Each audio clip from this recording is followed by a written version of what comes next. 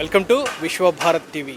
విశాఖలో వినాయక నవరాత్రి మహోత్సవాలు వైభవంగా కొనసాగుతున్నాయి. పలు చోట్ల భారీ గణనాథులు కొలువుదీరగా, మరి చోట్ల ఒక డిఫరెంట్ కాన్సెప్ట్తో వినాయకుళ్ళు అయితే కొలువుదీర్చారు. ప్రస్తుతం మనం విశాఖలోని తాటిచెట్లపాలెంలో ఉన్న లక్ష్మీనారాయణపురం 2లో ఉన్నాము. ఇక్కడ యువసేవ ఫౌండేషన్ వారు డిఫరెంట్ థీమ్తో ఎవ్రీ ఇయర్ ఇక్కడ గణనాథుని అయితే కొలువు తీరుస్తారు. అయితే ఈ ఏడాది మాత్రం ప్రత్యేకంగా ఆపరేషన్ సింధూర్ పేరిట వినాయకుడిని అయితే కొలువు తీర్చారు. సో మనతో పాటు యువసేవ ఫౌండేషన్ వ్యవస్థాపకులు హరిప్రసాద్ ఉన్నారు, ఆయనతో మాట్లాడదాం. ఏంటి సార్ ఈ ఏడాది ఆపరేషన్ సింధూర్ అనే కాన్సెప్ట్ని ఎందుకు సెలెక్ట్ చేసుకోవాల్సి వచ్చింది, ఏం చెప్దామని అనుకుంటున్నారు? ముందుగా విశ్వభారత్ ప్రేక్షకులందరికీ కూడా వినాయక చవితి శుభాకాంక్షలు. సో ఈ ఏడాది ఈ కాన్సెప్ట్ ముఖ్యంగా తీసుకోవడానికి ముఖ్య కారణం అందరికీ తెలుసు, April 23 ఏదైతే మన భారతదేశంలో ఉన్న ప్రతి భారతీయుడు కూడా చాలా దయానీయ స్టేజ్. ఎందుకంటే 23 పెహల్గామ్ ఇన్సిడెంట్ జరిగింది. ఆ రోజు మన స్త్రీమూర్తులు ఏదైతే మనం ఒక స్త్రీని భారతమాతతో మనం పోలుస్తాం మన ఇండియా, అటువంటి స్త్రీమూర్తి జోలికి ఏదైతే ఉగ్రవాదులు ఉన్నారో పాకిస్తాన్ ఉగ్రవాదులు, సో జెంట్స్ అందరినీ చంపేసి కళ్ళెదుటుగా ఫ్యామిలీ మెంబర్స్ అందరినీ విచక్షణారహితంగా దాడి చేసి నుదుటిన ఉన్నటువంటి బొట్టుని చెరిపేసి వెళ్ళి మోడీకి చెప్పుకోండి. సో అంటే ఎంత అవహేళనగా హేళన చేశారంటే మన స్త్రీమూర్తిని.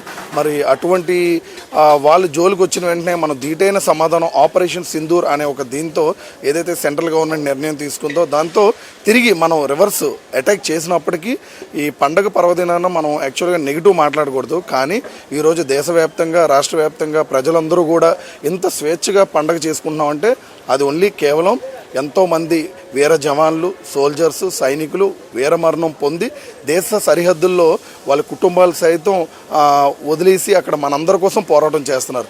అటువంటి వాళ్ళ గురించి పండగ పర్వదినాన వినాయకుడి కిందే చూపిస్తూ ఒక సందేశాన్ని సొసైటీకి ఇవ్వాలి, అంటే సమాజాన్ని మేల్కొల్పే చిన్న ప్రయత్నంతో ఒక ఆలోచన వచ్చింది.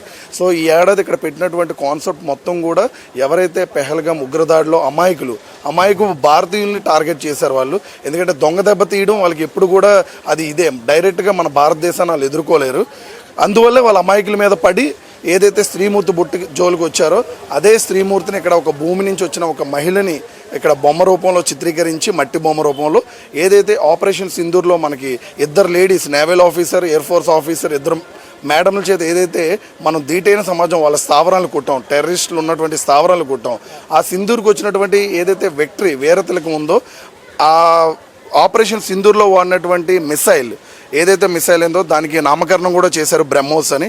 ఆ బ్రహ్మోస్ మిసైల్నే ఇక్కడ పందిర్లో మట్టితో తయారు చేయించి సాక్షాత్తు ఆ మిసైల్ మీద వినాయకుడు వెళ్తున్నట్టుగా చూపిస్తూ అందులో మనం విజయం సాధించాం. కాబట్టి ఆ వీరతిలకం అగ్ని జ్వాల నుంచి వెలువడినటువంటి వీరతిలకాన్ని మరలా స్త్రీమూర్తికి దుద్దినట్టుగా ఇక్కడ మెయిన్ విగ్రహాన్ని అయితే పెడుతూ చుట్టుపక్కల ఏదైతే ఉందో పెహల్గామ్ని మరొక్కసారి, అంటే మనందరం కూడా ఆనందహేళల్లో ఉన్నాం.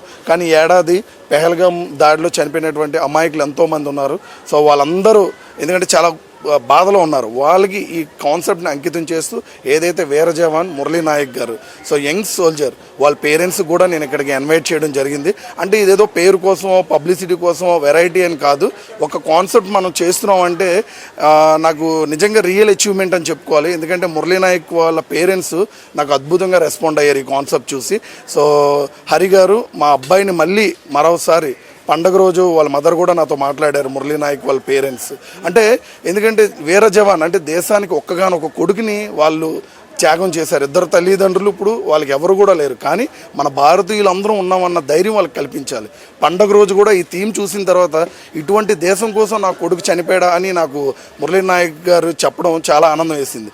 ఆయన ఈ కాన్సెప్ట్ అంతా చూసి కూడా దేశ యువతకి పిలుపుని కూడా ఇచ్చారు, మా అబ్బాయిలాగే చాలామంది దేశ సైన్యంలో చేరండి, దేశ సేవ చేయండి. ఆ యొక్క కాన్సెప్ట్ని నేను ఆశించే ఈ యొక్క థీమ్ అంతా కూడా ఇక్కడ ప్రజెంటేషన్ చేశాను. ఇక్కడికి వచ్చిన భక్తులందరికీ కూడా, మహిళలకి ఎస్పెషల్లీ ఏదైతే సింధూరం ఉందో ఆ ప్రాముఖ్యతను తెలియపరుస్తూ ఆ సింధూరం ప్యాకెట్ వినాయకుడి సన్నిధానంలో పూజింపబడిన సింధూరాన్ని ప్రతి మహిళలకి డిస్ట్రిబ్యూట్ చేయడం, అలాగే వచ్చిన యువతకి చెడు మార్గాలకి పోవద్దు, ఒక మురళీ నాయక్ లాంటి జవాన్ని ఇన్స్పిరేషన్గా తీసుకొని ఒక దేశ సేవలో మంచి పేరు ప్రఖ్యాతులు తెచ్చుకొని దేశ సర్వీస్లో నిమగ్నం అవ్వాలని యువతకైతే నేను పిలుపునిస్తున్నాను సార్. వెరీ గుడ్ అండి. అంటే మీరు చేసే ఈ ప్రయత్నం అయితే చాలా బాగుంది. ఎందుకు అంటే ఇక్కడ వినాయక నవరాత్రి మహోత్సవాలు అంటే రకరకాల హంగులు హార్బడ్డాలు ఇవన్నీ చేస్తూ ఉంటారు. కానీ ఇక్కడ మీరు ఏంటంటే సొసైటీకి ఒక మెసేజ్ ఇవ్వాలని చెప్పేసి సింధూర్ ఆపరేషన్ సింధూర్ అనే కాన్సెప్ట్ని ఇక్కడ ప్రజెంట్ చేశారు. సో రెస్పాన్స్ ఎలా ఉందంటే భక్తులు కానీ ఇక్కడ లోకల్ ఉన్న పీపుల్ కానీ దర్శించుకునేందుకు వచ్చేవారు కానీ ఎలా ఫీల్ అవుతుంది సార్? రియల్లీ ఇది నేను 4 నెలలు కష్టం సార్, అంతా కూడా మట్టితో చేసి. ఎందుకంటే ఈ ఏడాది రియల్లీ వెరీ హ్యాపీ. వైజాగ్లో ఉన్నటువంటి సోషల్ మీడియా ఇన్ఫ్లుయెన్సర్స్ కానీ మీడియా సోదరులు కానీ అందరూ కూడా నిస్వార్థంగా వచ్చి నేను చేస్తున్నటువంటి ఈ డిఫరెంట్ ప్రయత్నాన్ని పబ్లిక్లోకి, అంటే ఈ 4 గోళ్ల మధ్య ఉండిపోకూడదు, ఇంత పర్ఫెక్ట్గా ఇంత వినూత ప్రయత్నం చేసిన మా కాన్సెప్ట్ని అందరూ కూడా ఒక బయటికి స్ప్రెడ్ అయితే చేశారు. ఆ స్ప్రెడ్డింగే మురళీ నాయక్ వాళ్ళ పేరెంట్స్, ఎక్కడ అనంతపురం జిల్లా, ఆ పేరెంట్స్ వరకు వెళ్ళి వాళ్ళు నాకు కాంటాక్ట్ చేసి ఆ వీడియో పంపించడం అనేది చాలా హ్యాపీ. అండ్ ముఖ్యంగా మన వైజాగ్ నగర పోలీస్ కమిషనర్ గారు కూడా 2 రోజుల కిందటే, ఆయన వైజాగ్లో చాలా పందిర్లు ఉన్నాయి, పెద్ద పెద్ద విగ్రహాలు పెట్టిన ఉన్నాయి, కానీ ఎక్కడికి వెళ్ళలే. కానీ ఈ కాన్సెప్ట్ మట్టుగా తిలకించడానికి ఆయన వచ్చి ½ అన్ అవర్ స్పెండ్ చేసి ఏదైతే మాక్ డ్రిల్, ఆయన ఒకటే మెసేజ్ ఇచ్చారు, మనకి ఆపరేషన్ సింధూర్ పెహల్గామ్ అనేది ఆల్రెడీ ఇన్సిడెంట్స్ అయిపోయాయి, కానీ ఇప్పుడు మన భారతదేశం అలర్ట్ అవ్వాల్సిన పని ఏంటంటే ఆ రైట్ సైడ్లో నేను పెట్టాను. మాక్ డ్రిల్ అంటే ఏంటో కూడా చాలామందికి తెలియదు. అంటే యుద్ధ ప్రతిపాదకన 2 రోజులు అవేర్నెస్ చేశారు. కానీ మనం నెక్స్ట్, ఎందుకంటే సిపి గారే డైరెక్ట్ మెసేజ్ ఇచ్చారు, మన ఇండియాలో పరిస్థితి బాగలేదు, మళ్ళీ ఏ రూపంలో అయినా ఈ ఉగ్రవాదులు, ఈ ఎవరైతే ఊరకుక్కలు ఉన్నాయో పాకిస్తాన్ వాళ్ళు మళ్ళీ మనల్ని అటాక్ చేసే ప్రమాదం ఉంది, కాబట్టి అలర్ట్ అవ్వాల్సిన అవసరం ఉంది. ఎవరైతే రెడ్ జోన్స్లో ఉన్నారో కొన్ని జిల్లాలు ఆల్రెడీ అప్పుడులో మనకి రిలీజ్ చేశారు, అటువంటి వాళ్ళందరూ యువతని సిపి గారే డైరెక్ట్గా అడిగారు, పోలీస్ సిబ్బందితో ఏ విధంగా మనం మమైకమై పనిచేయాల్సి ఉంటుంది, యుద్ధ ప్రతిపాదకన ఏవైనా బాంబ్ బ్లాస్ట్లు అయినా ఏవైనా ఫైర్ ఇన్సిడెంట్లు అయినా ఇక్కడ కళ్ళు కట్టినట్టుగా మాక్ డ్రిల్ సారాంశ అని కూడా పందిర్లో చూపిస్తున్నాం. అంటే ఎంటైర్ థీమ్ ఏంటంటే జరిగింది, నెక్స్ట్ మనం ఏం ప్రికాషనరీ తీసుకోవాలి, ఒకవేళ యుద్ధం ప్రకటిస్తే ఈ మాక్ డ్రిల్ అనేది ఎంతవరకు పబ్లిక్లో అవేర్నెస్ తీసుకొస్తుంది అన్న థీమ్తో వచ్చిన డివోటీస్కి కూడా చెప్తున్నాం.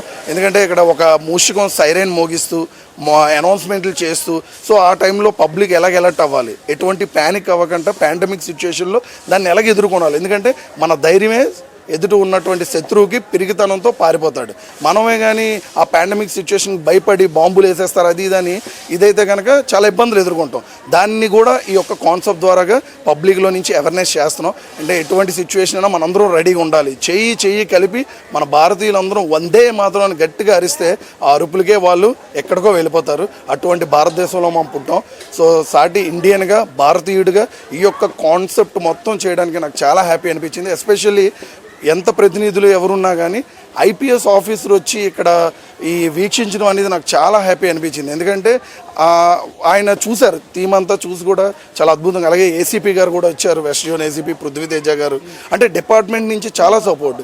యుద్ధ ప్రతిపాదకన ఏదైతే ఇక్కడ వచ్చినటువంటి భక్తులకి ఒక మూషికం సైరన్ మోగిస్తూ, అంటే చాలామందికి మాక్ డ్రిల్ ఏంటి, సైరన్ మోగించడం ఏంటి, అసలు ఒకవేళ ఫైర్ అయ్యి బాంబ్ బ్లాస్ట్ అయ్యి స్మోక్ అది వచ్చేస్తే అక్కడ మనకు వస్తారు రక్షణ దళాలు కంపల్సరీ, ఎన్డీఆర్ఎఫ్ బృందాలు కానీ లోకల్లో ఉన్నటువంటి పోలీస్ సిబ్బంది కానీ వాళ్ళకి మనం ఎటువంటి సహకారం అందించాలి. అంటే యువత సైన్యంలో ఉండే కాదు, స్థానికంగా ఉంటూ ఉన్న సమాజంలో కూడా కీలక పాత్ర పోషించాలి మన బాధ్యతగా.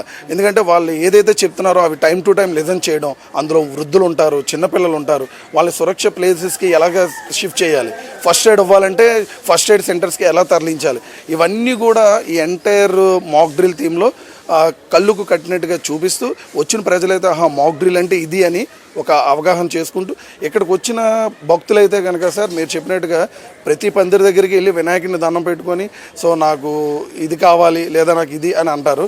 కానీ నేనైతే ఒకటే కోరుకుంటున్నాను, వినాయకుడికి నా దేశం బాగుండాలి, నా దేశంలో ఉన్న ప్రజలు బాగుండాలి, నేను నా కుటుంబం కాదు, నేను నా సమాజంలో ఉన్న వాళ్ళందరూ బాగుండాలి, నా స్త్రీమూర్తి అంటే మనం ఒక మదర్ నుంచే మనం వస్తాం. ఎవరైనా తల్లి అంటే మన తల్లి జోలికి వచ్చారు, మన భారతమాత తల్లి జోలికి వచ్చారు, బొట్టుని చెరిపేశారు.